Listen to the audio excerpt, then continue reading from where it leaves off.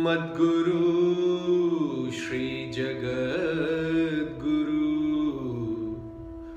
मदात्मा सर्वभूतात्मा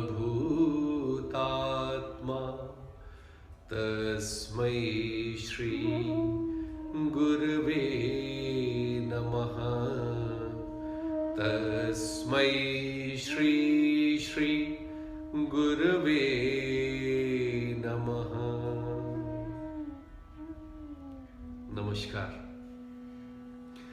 अपनी पिछली चर्चा में हमने समाधि और संतुलन के बारे में बात करी थी। अलग अलग तरीके की समाधि की बात करी थी। विचार समाधि, विचार सहित समाधि की बात करी थी। निर्वितर्क समाधि की बात करी थी। फिर और तरीके की समाधियां हैं जो हमारे पुरुषार्थ के बजाय गुरु कृपा से मिलती है, अध्यात्म प्रसाद से मिलती है। अध्यात्म प्रसाद से मिलने वाली निर्वितर्क समाधि हम अगर गौर से देखें तो बहुत सारी चीजों का अनुभव और ज्ञान हमें संतुलन में लेकर आता है और समाधि तक लेके जाता है। जब ये अनुभव और ज्ञान जो पहले से हम जानते भी नहीं है, पहले से सुना भी नहीं है, अनुभव भी नहीं किया है, अनुमान भी नहीं लगाया है, उससे परे कुछ घटित हुई, कुछ ऐसी समाधि। फिर एक सूत्र में कहते हैं तस्यापि निरोधे सर्वान् निरोधानि निर्बीज समाधि। निर्बीज समाधि वो है जिसमें हमारे संस्कार के बीज भी नष्ट हो जाए और हम अपने वास्तविक स्वरूप में आ जाए। फिर बीच में प्रश्न ये उठता है कि इन समाधियों से लाभ क्या है, निर्वितर्क समाधि से लाभ क्या है?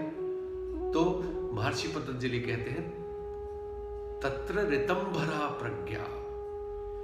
जब गुरु प्रसाद से या अध्यात्म प्रसाद से मिलने वाली समाधि प्राप्त होती है तो प्रज्ञा ऋतंभरा होती है, माने शाश्वत सत्य जो है,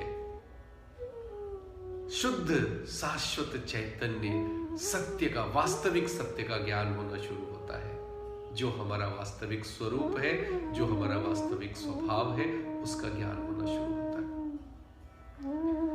फिर महर्षि पतंजलि कहते हैं ये अलग अलग तरीकों से तुम ध्यान में बैठकर, समाधि में बैठकर अपने स्वरूप में आ सकते हो और 9 बाधाओं से पार पा सकते हो। फिर कहते हैं अगर कुछ काम नहीं देता है तो क्रिया योग में आओ। क्रिया योग की बात करी उन्होंने। अच्छा, क्रिया योग क्या है? एक चिंताग्रस्त मनुष्य वर्तमान में रहते हुए भी उस क्षण के प्रति सजग नहीं रहता। उसका पूरा ध्यान वस्तु की तरफ रहता है, उस समय के प्रति नहीं जागरूक रहता।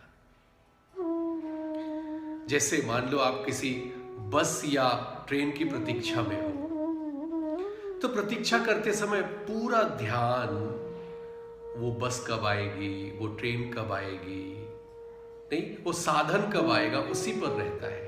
उस क्षण पर नहीं रहता, उस समय पर नहीं रहता है ना।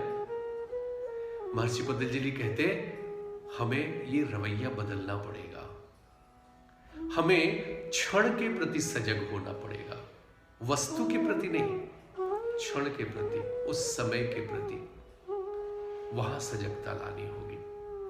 फिर अगले सूत्र में महर्षि पतंजलि कहते हैं कैसे अगर तुम समाधि, ध्यान और कई तरीकों से अगर नहीं तुम अपनी बाधाओं को हटा पा रहे हो तो क्रिया योग में जाओ। क्रिया योग अगले सूत्र में कहते हैं तपः स्वाध्याय ईश्वर प्राणिधान क्रिया योग। तप, स्वाध्याय और ईश्वर प्राणिधान क्रिया योग है। अब जरा देखो, सृष्टि का कण कण गतिमान है, हमेशा क्रिया चलती रहती है। हर कण में एक गति है, सब कुछ चलायमान है, यहां कुछ भी जड़ नहीं है, स्थिर नहीं, चेतन है। जो स्थिर से स्थिर वस्तु हमें दिखाई देती है उसमें भी कुछ क्रिया चलती रहती है, अणु और परमाणु में गति बनी रहती है। आप देखो, अब जागृत अवस्था में तो क्रियाशील रहते ही हो, नींद की अवस्था में भी मन चलता रहता है, क्रियाशील रहता है। गौर किया इस बात पर? नहीं। और सुषुप्त अवस्था में हमारी जो मेटाबॉलिक एक्टिविटी है वो बढ़ती है, वो कार्य करती है, इसलिए नींद बहुत आवश्यक है। नहीं? नींद में जब आप रहते हो तो आपकी मेटाबॉलिक एक्टिविटी बढ़ती चली जाती है, इसलिए क्रियाशीलता। और जब महर्षि पतंजलि कहते हैं, जब तुम उस क्षण के प्रति सजग होकर अपना कर्म करते हो, वस्तु के प्रति नहीं, क्षण के प्रति जागृत रहते हुए, उसके प्रति सजग होते रहते हुए कर्म कहते हो, तो वो क्षण योग है। वही योग है जब तुम उस वर्तमान क्षण के प्रति पूरी तरीके से सजग रहते हुए अपने कर्म करते हो। अब देखो, तो श्रीमद् भगवद गीता में भी भगवान श्री कृष्ण ने अर्जुन को बताया है, योगस्थ कुरु कर्माणि संगम त्यक्त्या धनंजया सिद्धि असिद्धि समो भूत्वा समत्वम योग उच्यते। तो कर्म में कुशलता या कर्म योग मार्ग पर रहना, योग मार्ग पर रहना माने उस क्षण के प्रति समर्पित होकर कर्म करना। भगवद गीता ने कर्मयोग के बारे में बहुत बोला है, skill in action is yoga बताया है। कर्म में कुशलता ही योग है। नहीं, जैसे आप देखो, जब भी एक छोटे बच्चे को सोते हुए देखो और एक व्यक्ति को सोते हुए देखो, तो व्यक्ति की अपेक्षा, एक स्वस्थ व्यक्ति की अपेक्षा छोटा बच्चा अधिक सोता है, और स्वस्थ व्यक्ति की अपेक्षा एक वृद्ध व्यक्ति अधिक सोता है ना? तो ये जो सोने से हमारी मेटाबॉलिक एक्टिविटी बढ़ती है, तो सो जाने से मतलब ऐसा नहीं हुआ कि क्रिया बंद हो गई, क्रिया तो चलती रही है, गतिमान है।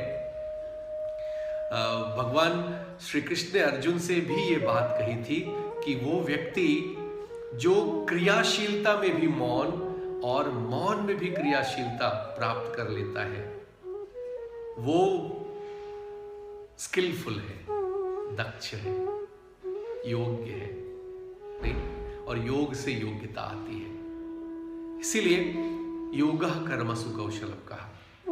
फिर स्किल इन एक्शन, जब भी आप स्किलफुल होकर कोई कार्य करते हो तो उस कार्य को करने में आपको आनंद आता है, इसी को क्रिया योग भी कहते हैं। हाँ, स्किल इन एक्शन, क्रियाशील रहते हुए कर्म को करना। क्रिया योग के 3 हिस्से हैं, तप, स्वाध्याय और ईश्वर प्रणिधान। अच्छा, तप माने क्या? तप माने सहनशीलता। विषम परिस्थितियों में अपने शरीर को ले जाना, जानकारी पूर्वक, जानते हुए अपने शरीर को विषम परिस्थितियों में ले जाना, ताकि आपको पता है इसका परिणाम सुखद ही है। जैसे आप हवाई जहाज में यात्रा करते हो, अगर 5-6 घंटे की फ्लाइट है तो आप हाथ पांव इकट्ठे करके बैठे रहते हो, हाथ पांव अकड़ते हैं, फिर भी कष्ट तो है, पर आपको पता है मंजिल तक पहुंचेंगे, इसलिए आप यात्रा करते हो। वो सारी तकलीफें बर्दाश्त करके यात्रा करते हो, चाहे वो ट्रेन में हो या ड्राइविंग में हो, जो भी डिस्कम्फर्ट है उसको क्यों सहजता पूर्वक बर्दाश्त कर लेते हैं? क्योंकि हमको पता है कि हम लक्ष्य तक पहुंचने वाले हैं। नहीं, इसी ये तप कहलाता है, सजगता पूर्वक अपने शरीर को थोड़ा कष्ट में ले जाना, रुचि पूर्वक। फिर स्वाध्याय माने स्वयं का अध्ययन, आत्म अध्ययन कहते हैं। अपने ही विचारों के बारे में जानना, अपनी भावनाओं के बारे में जानना, अपने व्यवहार के प्रति सजग हो जाना, क्या चीजें हमें अच्छी लगती हैं, क्या चीजें हमें खराब लगती हैं, किन किन परिस्थितियों में हम अशांत होते हैं, किन किन परिस्थितियों में शांत रहते हैं, ये सब स्वाध्याय है, स्व खुद का अध्ययन। फिर ईश्वर प्राणिधान। ईश्वर प्राणिधान माने इस क्षण में ईश्वर के प्रति पूर्ण समर्पण, ईश्वर के प्रति प्रेम, ईश्वर के प्रति विश्वास, अज्ञात के प्रति प्रेम और उसके प्रति पूर्ण निष्ठा से समर्पण। तो ये जब तीनों चीजें मिलती है ना, तो क्रिया योग होता है, स्किल डेवलप होती है और उसके साथ तुम योगस्थ हो जाते हो। योग के साथ जब तुम स्किलफुली तप स्वाध्याय और ईश्वर प्राणिधान में आते हो, तब ये क्रिया योग बनता है और क्रिया योग से तुम सभी तरीके की बाधाओं से पार चले जाते हो। नहीं तो क्रियाशील होकर योग में उतरना, योग के मार्ग पर क्रियाशील रहना, इसी को क्रिया योग कहते हैं। फिर महर्षि पतंजलि आगे इस क्रिया योग के फायदे बताते हैं। क्या क्या है इसके फायदे, वो हम अगली चर्चा में जानेंगे। धन्यवाद।